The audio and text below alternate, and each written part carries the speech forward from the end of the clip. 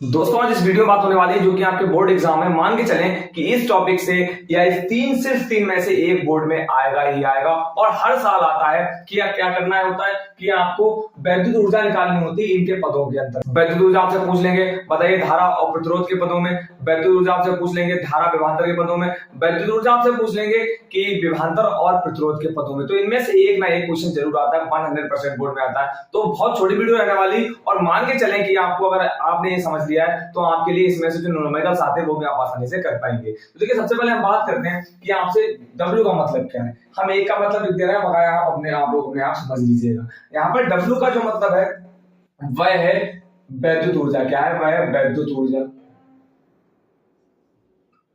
वैद्युत ऊर्जा। यहाँ पर B का मतलब क्या है? यहाँ पर B का मतलब है विभवांतर। विभवांतर। और यहाँ की बात करें I का सभी को पता होगा धारा। उसी प्रकार यहाँ पर क्या है? W का मतलब क्या है? यहाँ पर वैद्युत ऊर्जा, I का धारा, R का प्रतिरोध। W का मतलब वैद्युत ऊर्जा, B का मतलब विभवांतर, R का मतलब प्रतिरोध। अब देखिए समझिए क्वेश्चन क्या कर रहा है, हमने शॉर्ट में लिखा है। क्वेश्चन को आप लोग चाहे नोट कर लीजिएगा अपनी कॉपी में जरूर से, इससे आप लोग को समझ आ जाएगी वास्तव में क्या कह रहा है क्वेश्चन। ये क्या है? आपको W का मतलब क्या? वैद्युत ऊर्जा V तथा I के पदों में आपको निकालना है। अच्छा सबसे पहले ये समझते हैं कि वैद्युत ऊर्जा है क्या, तभी तो आपको क्लियर होगी ना कि वैद्युत ऊर्जा भैया क्या बताए पड़े वो समझ नहीं आ रहा। देखिए वैद्युत ऊर्जा हमने आपको बताया था कि किसी तार के अंदर क्या प्रवाहित होते हैं, किसी तार के अंदर आवेश प्रवाहित होते हैं, इलेक्ट्रॉन्स प्रवाहित होते हैं, बताया था हमने। तो इलेक्ट्रॉन जो प्रवाहित होते हैं किसी तार के अंदर, अगर हमने कहा हम यहां से लेकर और यहां तक चल रहे हैं तो कुछ ना कुछ तो ऊर्जा नष्ट होगी, कुछ ना कुछ तो एनर्जी व्यय होगी, कुछ ना कुछ तो एनर्जी खर्च होगी। या हम आपको पढ़ा रहे हैं तो कुछ ना कुछ तो एनर्जी व्यय हो रही होगी, खर्च हो रही होगी। उसी प्रकार क्या है, जब इलेक्ट्रॉन्स किसी चालक तार के अंदर एक सिरे से दूसरे सिरे तक जाते हैं तो वहां कुछ ना कुछ ऊर्जा व्यय होती, ऊर्जा खर्च होती है। तो उस ऊर्जा को हम क्या कहते हैं? उस ऊर्जा को हम कहते हैं वैद्युत ऊर्जा। इतनी बात क्लियर हो गई। आप चाहे फॉर्मूला लिख, आप चाहे परिभाषा लिख लीजिए कि किसी चालक तार के अंदर प्रवाहित आवेश में व्यय ऊर्जा या खर्च ऊर्जा को हम क्या कहते हैं? वैद्युत ऊर्जा कहते हैं। इसके फॉर्मूले की बात करें तो इसका साधारण फॉर्मूला क्या है? साधारण फॉर्मूला इसका है W बराबर V गुणे Q। ये इसका हो गया साधारण फॉर्मूला। साधारण फॉर्मूला क्या है कि W बराबर V इंटू Q। ये है वैद्युत ऊर्जा का साधारण फॉर्मूला। अब ये क्या कह रहे हैं? ये कह रहे हैं हमें साधारण फॉर्मूला नहीं चाहिए, हमें आप निकाल के दिखाइए वैद्युत ऊर्जा का फॉर्मूला विभवांतर और धारा के पदों में निकाल के दिखाइए, जहां पर विभवांतर भी हो और जहां पर धारा भी हो, विभवांतर भी हो और धारा भी हो। तो मेरे भाई यहाँ पर एक चीज देखिएगा, आप नोट कर लीजिएगा कि यहाँ पर V तो है पर यहाँ पर Q की जगह I आना चाहिए। I के साथ और कुछ भी आए, मतलब इस फॉर्मूले में कम से कम V और I तो होना चाहिए। तो देखिए मैंने आपको एक फॉर्मूला बताया था बहुत, अगर आपको याद हो कि आवेश का फॉर्मूला क्या था। आवेश का फॉर्मूला यहाँ पर था कि Q बराबर I इंटू T। ये आवेश का फॉर्मूला था। और अगर इस फॉर्मूले में हम जहां पर Q है वहां पर क्या रख दें? Q की जगह रख दें IT। तो हमारा यहाँ से क्या बन जाएगा, देखना ध्यान से। हमारा यहाँ से W तो ऐसे रहेगा, जी भैया W ऐसे रहेगा, बराबर R। V हमारा ऐसे रहेगा, V ऐसे रहेगा, गुणे जहां पर Q है वहां पर क्या लिखेंगे? वहां पर लिखेंगे I गुणे T। तो I गुणे यहाँ पर T हो गया। अब अगर हम इसके गुणा का साइन हटाएं यहाँ से तो कोई भी दिक्कत आपको नहीं होनी चाहिए। VIT हमने आसानी से लिख दिया। अब देखिए यहाँ पर जो वैद्युत ऊर्जा का फॉर्मूला है वो किसमें आ गया? तो आपको VI मतलब VI के पदों में आ गया। तो इतना आसान है, अगर आपको कॉन्सेप्ट क्लियर है, अगर आपको वैद्युत आवेश का फॉर्मूला अच्छे से पता है तो आप इसको निकाल सकते हैं। अब आते हैं देखिए इधर, ये दोनों फॉर्मूले हमारे बेस्ड है दोनों ओम के नियम पर। देखिए कैसे ओम के नियम पर, ये फॉर्मूला आपका यहाँ से आ गया। अब ये कह रहे हैं कि जो आपको वैद्युत ऊर्जा है वो आपको धारा I और प्रतिरोध R के पदों में निकालना है। बहुत बढ़िया।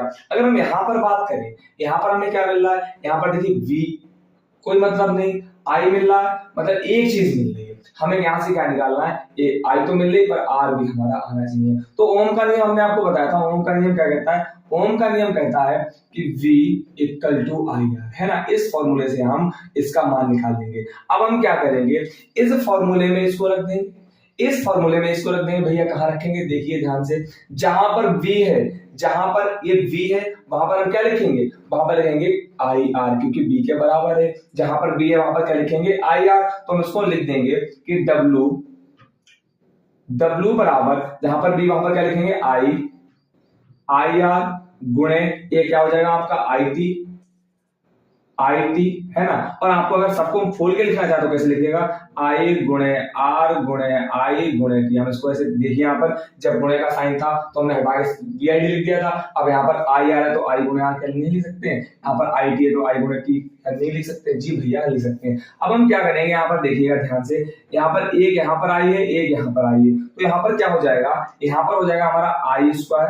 भाई आपको पता अगर 2 गुणे 2 लिखे तो ये क्या हो जाता, 2 का स्क्वायर होगा, या 3 गुणे 3 लिखे तो क्या हो जाता, 3 का स्क्वायर होगा। जैसे हम a गुणे a लिखे तो क्या हो जाएगा, a का स्क्वायर हो जाएगा। वैसे हमने i गुणे i लिखा है तो क्या हो जाएगा, आपका i का स्क्वायर हो जाएगा। इतनी बात क्लियर हो गई।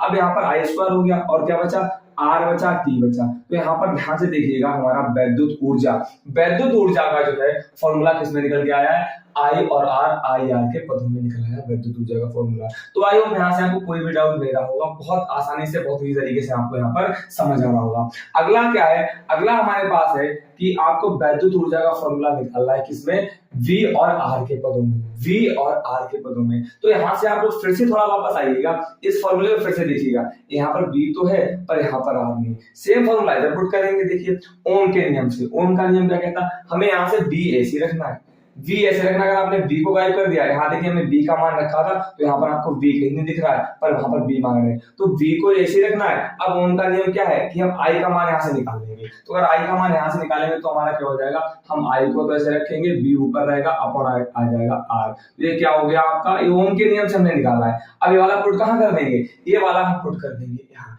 ये वाला पुट कहाँ कर देंगे, ये वाला पुट कर देंगे इसमें। कैसे, देखिए जहां सेम A लिखेंगे, एक बार लिख लेते हैं कि W बराबर VIT, इतना लिख दिया। तो W को हम ऐसे लिखेंगे बराबर, V को हम कोई चेंजेस नहीं करेंगे, V को तो हम ऐसे लिखेंगे, गुणे का साइन लगेंगे, जहां पर आई वहां पर क्या लिखेंगे, V अपॉन R। तो हमने लिख दिया V upon R into T ऐसे लिखेंगे। अब आपके सामने देखिएगा क्या आ गया है, V इंटू V स्क्वायर हो गया, और T को हम ऐसे लिखेंगे, अपॉन में आ जाएगा R।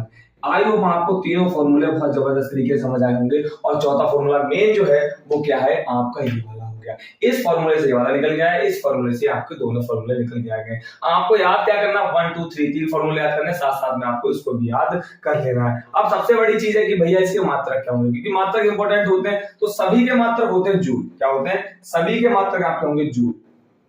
क्या होंगे, सभी के मात्रक होते हैं जूल। और आपको पता चाहे कार्य हो चाहे ऊर्जा हो, सभी के मात्रक क्या होते हैं, सभी के मात्रक होते हैं जूल। तो आई होप यहाँ तक आपको कोई भी डाउट नहीं रहा होगा, यहाँ तक सारी चीजें आपको बहुत अच्छे से क्लियर हो गई होगी। फिर भी कोई डाउट है तो हमें कमेंट में जरूर से बताएं भैया कि हमें डाउट है, क्योंकि कमेंट सेक्शन आपके लिए आपका अपना है। जिस प्रकार आपका आरएमबी यूट्यूब चैनल अपना है, वैसे ही यहाँ पर कमेंट सेक्शन अपना है, और हम भी आपके लिए हमेशा तत्पर रहते हैं आपको कोई भी डाउट हो सारे डाउट दूर करने के लिए। क्योंकि आरएमबी सर एक ऐसा चैनल है जो कि हिंदी मीडियम के माध्यम से आपको 95% प्लस मार्क्स लाने की पूरी उम्मीद रखता है, पूरी कोशिश करेगा, पूरी मेहनत करेगा। साथ साथ में आप मेहनत करेंगे तो आपके लिए भी बहुत बढ़िया होगा। हो सकता है कि आपके उससे भी प्लस मार्क्स आ जाए, और हम दोनों मिलकर मेहनत करेंगे तभी हम लोग सफल हो पाएंगे, अन्यथा आप भी कुछ नहीं कर पाएंगे और हमारा पढ़ाया हुआ बिल्कुल बेकार है अगर आप लोग उस चीज को उस एग्जाम में बैठकर सो नहीं कर पाएंगे तब, है ना। तो हम इसको रफ करते हैं, एक थोड़ा समझ लेते हैं, फिर अपनी वीडियो को एंड करते हैं। अब देखिए बात करेंगे कि किलोवाट घंटा, 1 किलोवाट घंटा तथा जूल में संबंध,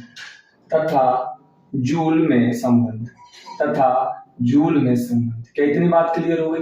किसकी बात होगी, 1 किलोवाट घंटा तथा जूल में संबंध। आपका 1 नंबर में पूछ सकते हैं, आपका 2 नंबर में भी पूछ सकते हैं, इंपॉर्टेंट है तभी करवा रहे हैं। देखिए 1 किलोवाट घंटा में क्या लिखेंगे, इसको शॉर्ट में कैसे लिखते हैं, 1 KWH, 1 किलोवाट घंटा, 1 किलोवाट घंटा, 1 KWH। हमें क्या संबंध करना है, हमें जूल में कितने जूल होंगे ये बताना है। इतनी बात क्लियर हो गई। अब हम यहाँ पे लिखेंगे 1 किलोवाट घंटा में क्या, जूल में संबंध। देखिए किलो का मतलब क्या होता है, किलो का मतलब होता है 1000।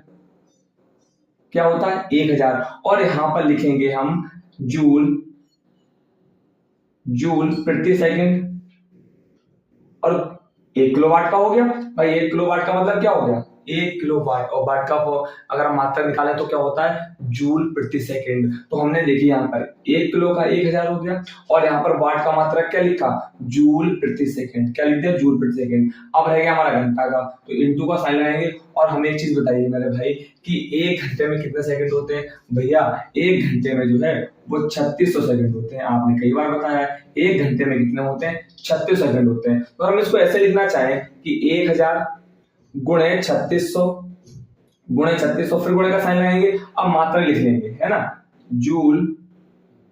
जूल प्रति सेकंड, और इसका मतलब बटे में ना प्रति सेकंड, और ये वाला हमारा मल्टीप्लाई में साथ में है तो सेकंड ऐसे लिखेंगे। अब यहाँ से अगर हम इस सेकंड से इस सेकंड को काट दें कोई दिक्कत है भैया, कोई दिक्कत नहीं। तो हमारा आ जाएगा यहाँ से कितने जीरो 1 2 3 4 5, तो यहाँ पर हमारा हो जाएगा 36 1 2 3 4 5। इतनी बात समझ गए, और जूल इसका मात्रा होगा। तो यहाँ पर देखिएगा क्या निकल के आ गया हमारा 1 किलो वाट घंटा बराबर इतना हो गया। अब इसको हमेशा नियम होता है फिजिक्स के अंदर कि कभी भी इस तरह की आपको संख्या दिखाई दे तो उस पॉइंट लगाएंगे, पॉइंट लगाएंगे, सिर्फ एक अंक के बाद पॉइंट लगाया जाता है, बकाया हम उसको घातों में लिखते हैं। कैसे घातों में लिखा जाएगा देखिए 1 किलो वाट घंटा बराबर, अब यहाँ पर कितने हैं 1 2 3 4 5 6 है, तो यहाँ पर हम क्या करेंगे 3 से पहले आप पॉइंट लगाएंगे, 6 को ऐसे लिख देंगे और गुणे 10 की घात 6 जूल हो जाएगा। देखिए समझिएगा फिर से एक बार, हमने क्या किया 36 को ऐसे लिखा रहने दिया, फिर 1 2 3 4 5 6 अंक आ रहे थे, इससे पहले तो पॉइंट लगा। 6 अंक का मतलब क्या है कि 10 की घात 6, अगर 7 होते 10 की घात 7, 8 होते 10 की घात 8, 9 होते 10 की घात 9। तो यहाँ पर हमारा क्या हो गया कि 1 किलो वाट घंटा बराबर 3.6 गुणे 10 की घात 6 जूल, ये संबंध आपके सामने आ गया है। तो आई होप आपको छोटा सा कॉन्सेप्ट, एक छोटी सी वीडियो बहुत जबरदस्त लगी हुई, वीडियो अच्छी लगी तो वीडियो लाइक जरूर से करें, और आपका अपना YouTube चैनल है तो भैया बिना सब्सक्राइब करे बिल्कुल मत जाइएगा, और हमारे RMD सर जो है टेलीग्राम चैनल है उसको ज्वाइन कर लीजिएगा, क्योंकि आने वाले समय में हम आपको वहां पर मैराथन इंपोर्टेंट क्वेश्चन जो प्रीवियस ईयर के क्वेश्चन है वो आपको बताने वाले हैं, और कोई भी डाउट हो तो कमेंट में जरूर से बताएं भैया, हमें डाउट है। Thank you very much.